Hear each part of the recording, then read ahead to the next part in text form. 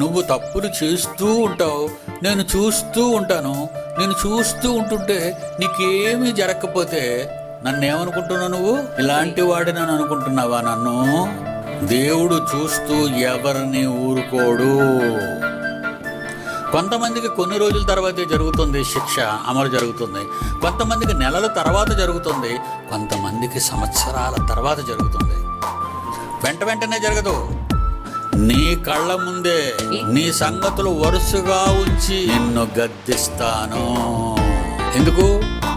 ఒక్కొక్క తప్పుకి, నువ్వు చేసిన ఒక్కొక్క తప్పుకి ఆ తప్పుకు తగిన శిక్ష నీకు అమలు చేస్తారు. ఒకటి తర్వాత ఒకటి అన్ని అమలు జరుగుతాయి. అవునా? మనం చేసిన పాపాలకు తగిన శిక్ష మనం అనుభవించక తప్పదు. నీ కళ్ళ ముందే నువ్వు చేసిన తప్పులకు తగిన శిక్ష నీ వాళ్ళు నువ్వు అనుభవిస్తారు.